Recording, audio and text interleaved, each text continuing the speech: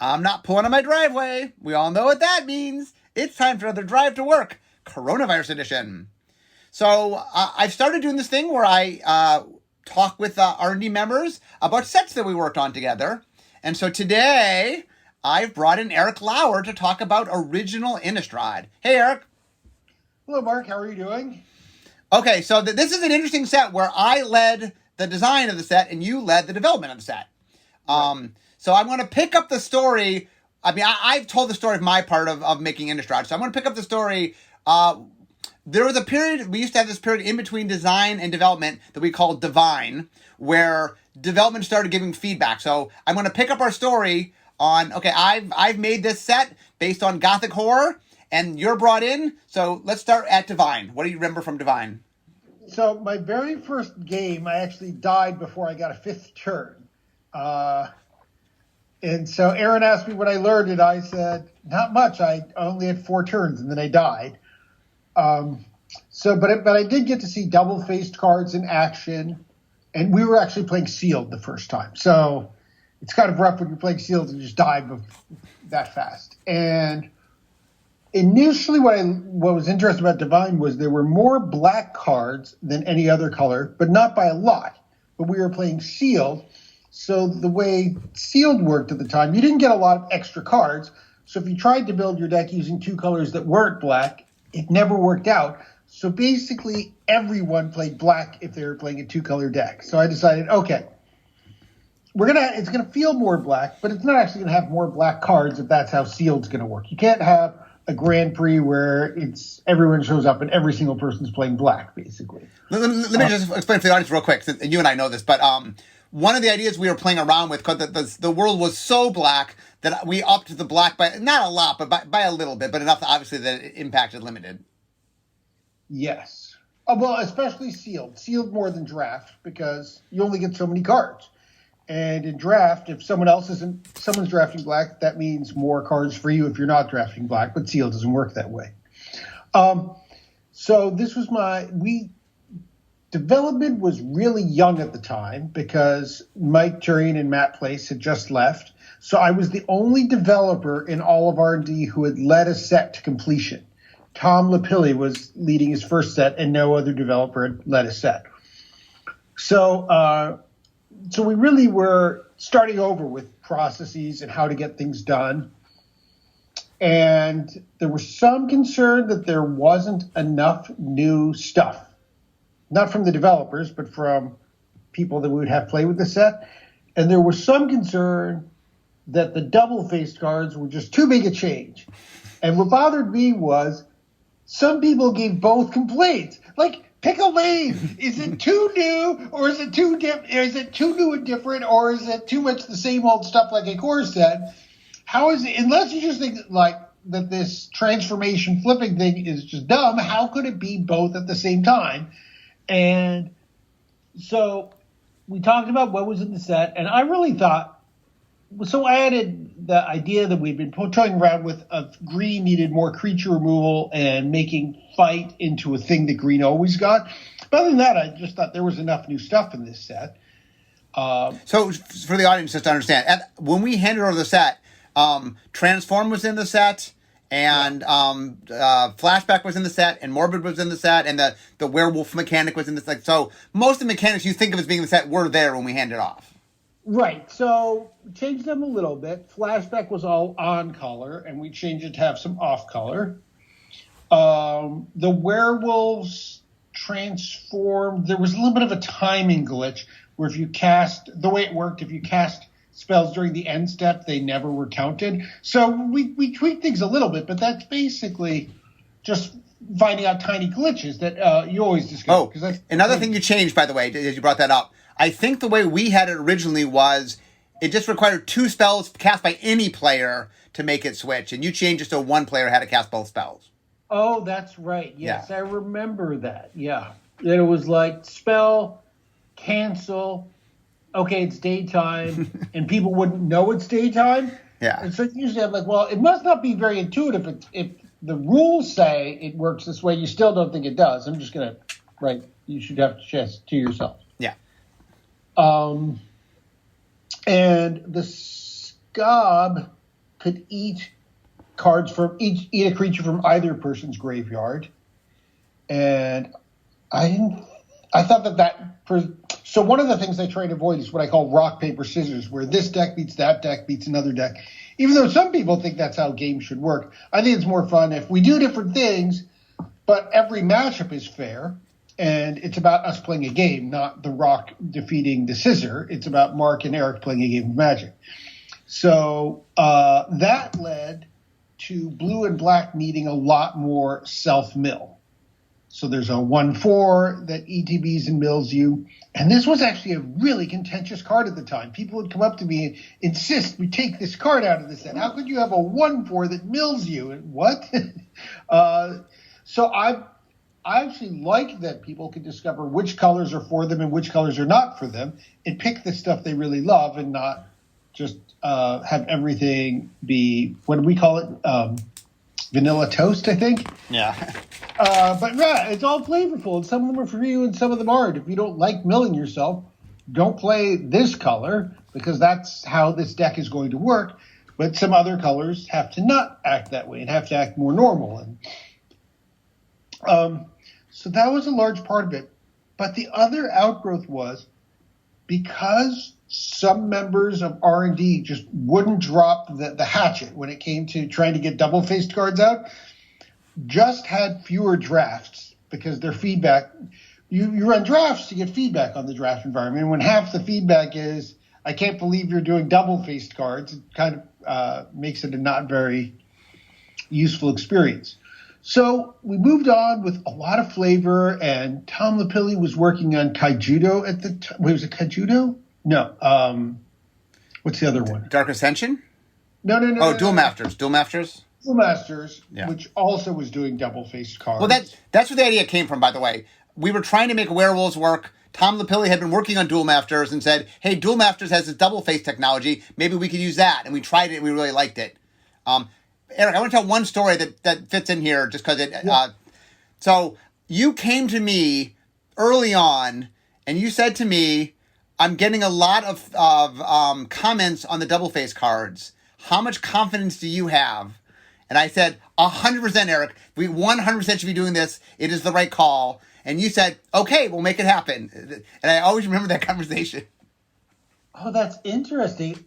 That is a blur to me because I kind of blurred out all these conversations because some of them were, not with you, but with other people, were really negative. There were people who would play and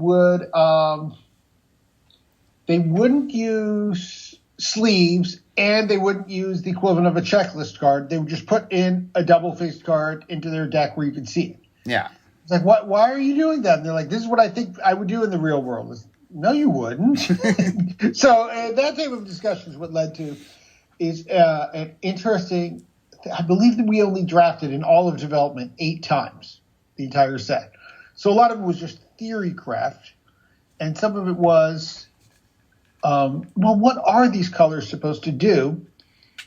And we couldn't figure out what blue-green was supposed to do, so I just kind of doodled out a deck with all these flashback cards, tried drafting it once, and was like, oh, it needs life gain, and put in Gnaw to the Bone. It became the spider spawning deck, but I only drafted it. It was only drafted one time in all of development. It was just like, oh, okay, it needs a few more cards. And I put in a card that I didn't realize was questionable to put in that could get a flashback card back from exile. Do you remember this card? Yeah, well, I mean, I do not like getting things back from exile that... I believe if a card puts itself in exile, it can get back. Or if a card puts another card in exile, it can get that card back. But other than that, I don't like getting things back from exile. Right, whereas I thought, well, I was just thinking to myself, okay, flashback's a mechanic. If you can get your flashback cards back, is sort of like a tutor. And so I wasn't thinking that this would bother anyone. So I remember that, but that was part of my idea of how to put this deck together, which I think added a lot of flavor to it. Another thing that was going on was we had 5 tribes, but after Lorwyn, there was some view. A lot of people at R&D did not think we should do another tribal set, but this was supposed to be lightly tribal, and I actually wanted it to be more tribal than design and hand it off. So I asked Mark about that, who basically said, well, if you think you could do it, but be careful. This didn't work out well the last time. Right. What happened was I sensed that R&D was very cautious about tribal, so I purposely made it lower because I thought the tribal part was important. But I'm like, well, I can scale it back. And then when you came to me, I'm like, look, if you can add more tribal, I have no problem with that. I just was worried about R&D's reaction to it. Right. So my view is it's fine to draft tribal. You need to make a set though where if I'm drafting zombies, someone who's not drafting a zombies deck will still want some of my cards, not just that everyone goes down their own lane. And so that's why part of the reason there's a flashback deck is the zombies have the self-milling. The self-milling plays into the flashback. Kind of everyone has – all the cards have multiple people who want them for different reasons. Yeah. And so that was – so it was interesting to see how different people – we had two creative people on the team who worked on spirits and vampires, and of course werewolves. Their mechanic was built in, and zombies had scob, and humans tied into spirits. So we tied together the tribes a little bit more mechanically into what the cards look like, what they would be doing. So one of the biggest changes you made, can we talk a little bit about the vampires? Yeah. So I think the vampires were always supposed to be a kind of aggressive deck. Yes, they were supposed to be. That was my intent. That was the intent. And what I noticed was, so the thing was, some of the designers thought, if you just put black and red cards together, it leans towards aggression. No, in limited, black and red, typically your high draft books are all removal cards. So if your draft goes really well, the natural thing to do is to play a lot of removal cards, which gives you fewer creatures. So then you just want your creatures to be threats that are hard to remove. So you get down a little bit of damage, you'll just remove something, hit your opponent over for a few times, and the game ends. And so, but the idea was the vampires would be more aggressive. And so Doug Beyer is very excellent at combining flavor and mechanics. So I asked him to be the person who worked on the vampire tribe and figure out what would be something that would feel like vampire, but would tell you, yes, I'm trying to focus more on reducing your life total than just attritting your board. And so that's where the idea that when another creature dies, or when a creature dies, your opponent loses life, came from Doug. Mm-hmm. I thought they were to me, and werewolves are clearly the most important tribe. Actually, a lot of them were important for different reasons. This was, I believe, the first time we were doing human tribal. Yes, it was the first time we were doing human tribal. So humans, my thought was we should focus on making sure humans is a constructed deck. There are a lot of human cards that exist in the past, and they have nothing to put them together. So we should make sure that is you can use all your human cards and play this human. What's going on, Mark? No, it's funny. Like once upon a time, human tribal was hard to do, and now human tribal is a lot easier to do. Yes. So I thought human tribal should mostly be constructed. You would play it in limited, but our efforts should be more focused on constructed than for other tribes. Werewolves, because they were contentious, I had this idea in draft of, I don't want werewolves to be the deck you draft because your only focus is on winning the draft. I want the person who really loves the mechanic and the flavor of it to draft the werewolves. The person who hates that stuff to not feel pressure to draft the werewolves. So that was the way of... That was the way... Oh, no. Hold on, we lost Eric. We will get him back in a second. So the one thing while we're waiting for Eric, are you back? Am I? Yeah, you're back now. Okay. Okay. So werewolves, what I was saying was some people love them, some people hate them. My way of dealing with that in limited is to make them not quite the strongest tribe. That way, the people who love them will actually get to play them more often, and the people who hate them rarely feel pressured to draft werewolves. But then we had so many discussions, and eventually Aaron just had to take this because I said, it's too much. I'm leading this, that I can't deal with this discussion anymore. What do you do about the double-faced cards during draft? Are you supposed to cover them up? Are you supposed to show them to people? Is it just laissez-faire rules where whatever you want to do, you do? And I like do whatever you want to do, but it really is bothered the tournament group a lot that it was ideologically they don't like it. To me, it was another sub-game. Well, if you think it's good to reveal that you have a werewolf, go ahead and reveal it, and if you don't, try and hide it. But they said, no. Then it depends on where you're sitting at the table, which is a fair point. And we can't have tournaments come down to where you sit in the table. So either everyone knows every card in every pack, or you're obligated to keep it hidden. And to me, well, fine. Then I would rather show them than have a judge deal with penalizing someone who didn't sufficiently well hide their card. Yeah. Though it's different on digital. So that was a lot of it. Then a lot of the rest was actually developing a lot of flashback cards. And so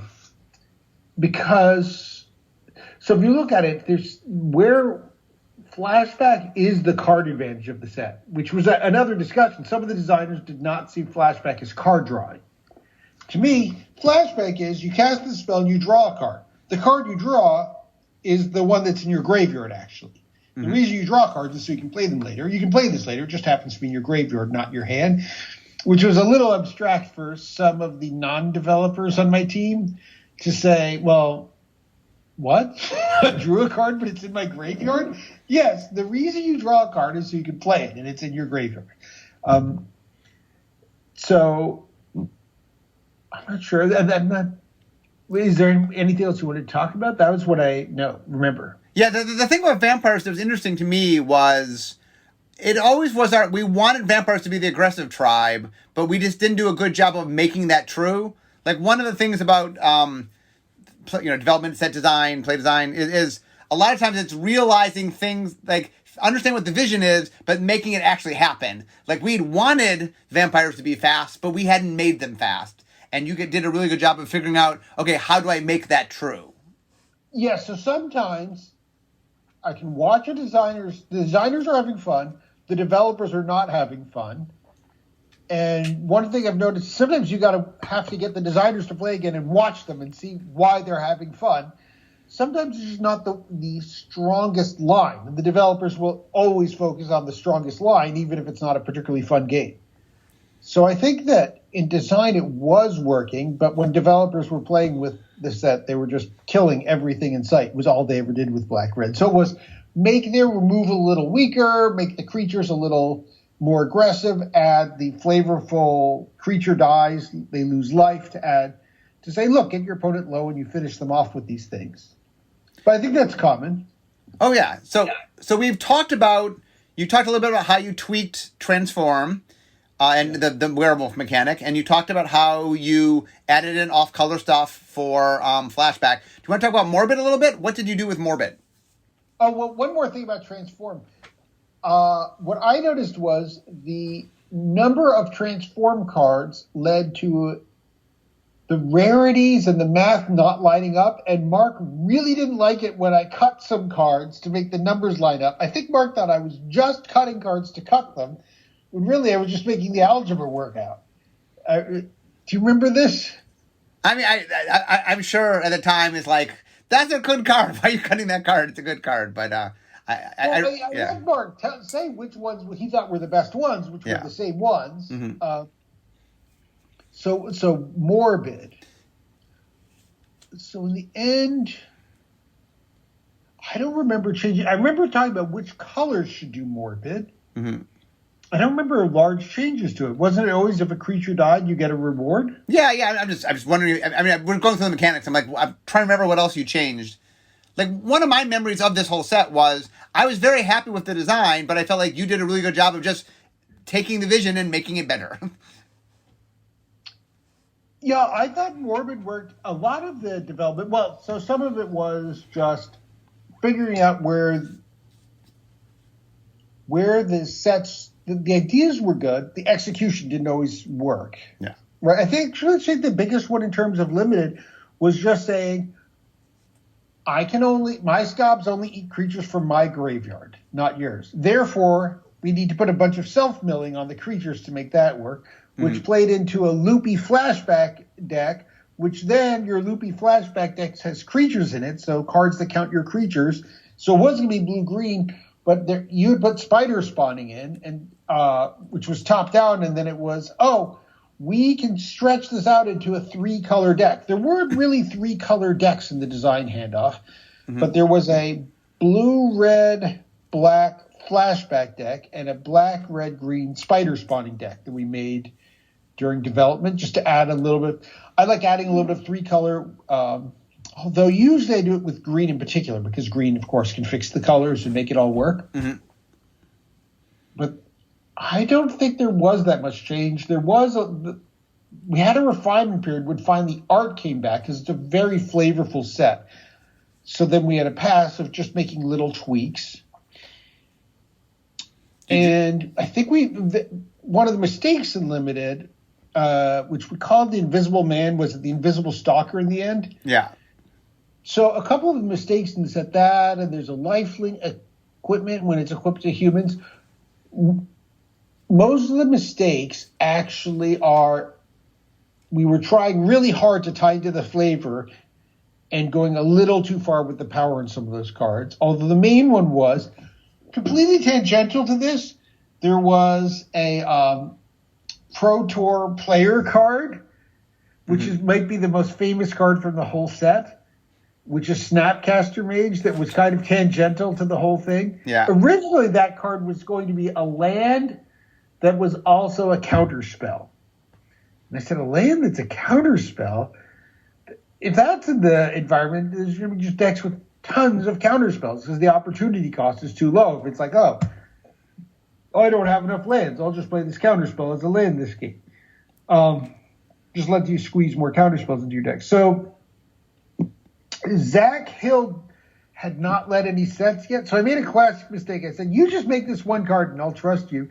Not realizing the psychology of this situation where if you give someone just one card, it's probably not going to be at the appropriate power level. They're probably going to push it too far. And never checked and just like, okay, Zach made a card. Let's throw it in. Yep. And so there was that. And the card that killed me, the game which I lost on turn before I got my 5th turn. Oh, boy, the name is not coming to me. It was the one based on the fly. Yes. It was, what's the name of that one? It's the common blue card. Delver of Secrets. Delver of Secrets, yes. Yeah. And actually, that was the card that killed me. The first game I ever played, my opponent cast a turn 1 Delver of Secrets and flipped it on his second upkeep. So that by itself did 9 damage. But interestingly, Delver of Secrets, when it was handed off from design to development, flipped on creatures, not instants and sorceries. Right, the opposite, I said, well, why would a blue card flip that way?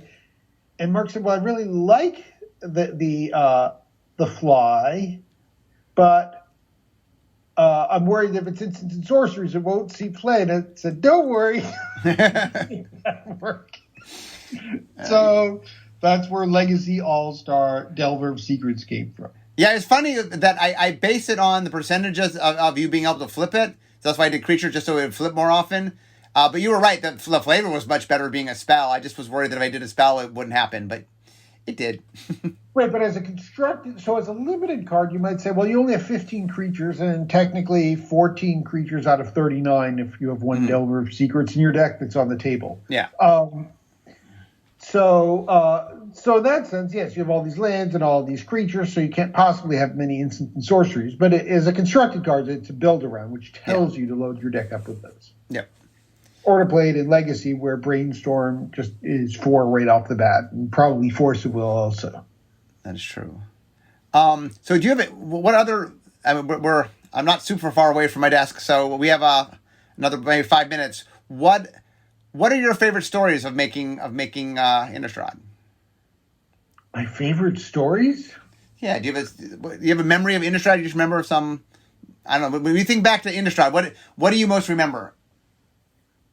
What I most remember isn't about Innistrad. It's about the situation in R&D where I was the only one who had led a set. So by the way, let's tell that you kind of did the setup to. There was a lot of people unhappy with the double face cards. Do you remember? I remember the resolution. Do you remember the resolution of the story? Well, what happened? How did they end up in the set? What I remember mostly was Aaron was just told people if they doubted that we should have double face cards to go to him instead of me. Yeah. So what happened eventually? What? So here's the story as I remember it. Is you were very flustered just because everybody. I mean, a bunch of people were going to you like emphatic, like this can't happen. You came to me. I said, no, Eric, it's the right thing to do. We should do it. And you were getting very flustered just because so many people were just yelling at you. And so I went to Aaron and I said, Aaron, look, this should happen. It's the right thing to do. It plays well. And please, you have to help Eric because this is driving him batty because he just wants to make a set and people won't shut up about don't do this. And Aaron just put his foot down is what happened. Aaron just said, we're doing this. No more arguments. We're doing this. Do you remember that? I missed the story because the call dropped. Oh, sorry. So, I was just explaining how Aaron basically put his foot down. The way it ended is Aaron just said, we're doing this. No more arguments. We're doing this. Yes.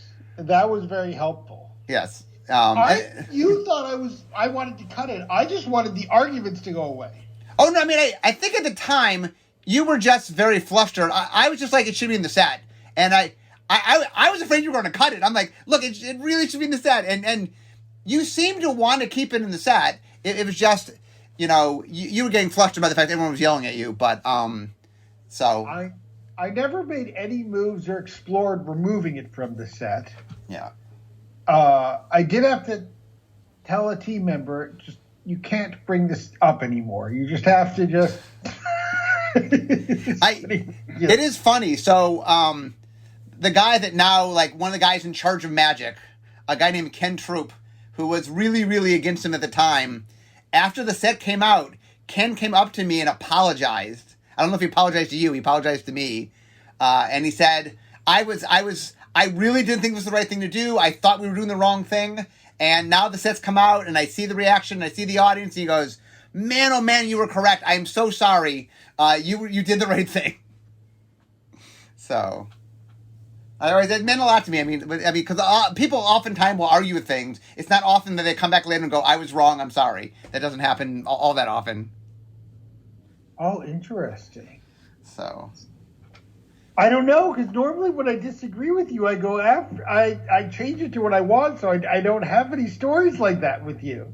Yeah, well, I mean, one of the things that's important, kind of the relationship between you and I is, I make something, or I or my team, whatever, makes something, and we have a vision for it, and hey, we want to pass it along to you guys, and you and your team make the best set you can, and I respect that things have to change, and so most of the time, it's like, oh, okay, that makes it better, and every once in a while, if I think something's really important, I'll talk to you about it, but, I mean, you listen to me when I say something's important, and I'm very respectful of if you want to change something that I think it makes it better, I'm very respectful of you guys do need to change things, and so, you and I have a pretty good rapport. I mean, you and I don't fight about much because when something matters, I bring it up, and I don't do that often, so you listen to me when I do it, and I don't know, I feel like we have a good rapport. I just don't remember really much of this thing happening where it was like you really wanted something and I cut it. I just don't remember that. No. I mean, usually if I say it's important, you keep it, so it doesn't. And I think the biggest debate we had actually was in cons over Morph, where it wasn't, is this cool or not? It was, from my perspective, it was, should we have 6 mechanics or 5 mechanics? Right. I mean, we're getting a little off topic for today. The problem we'd run into was I built the whole set around Morph, and then we added in the wedge thing that came later, and Morph was so kind of like, in the center of everything, which is hard to take out. And you were correct. It should have had 5 mechanics, not 6. But the way it got built, there was no way to take morph out at the time we needed to take it out. Right, but that's the only thing that occurs to me where I really was like, I don't know, I'll do it, but it doesn't seem correct. That was the only one that comes to my mind. Where it wasn't like morph was bad there even, and that's my only example. Yeah, it was just like seems like unnecessary complication. So I actually really liked the double-faced cards the whole time, other than they were put together with Scotch tape and it cut my hand once. Oh yeah. That was my one complaint about it. Wait, I should explain this to the audience. Literally what we did is we would print up the cards because we have stickers, and then we would just tape the double-sided cards were just cards taped together so that it was actually double-sided. Right, so after I cut the bridge of my hand between my thumb and my index finger on one of my hands. Yeah. It was really painful.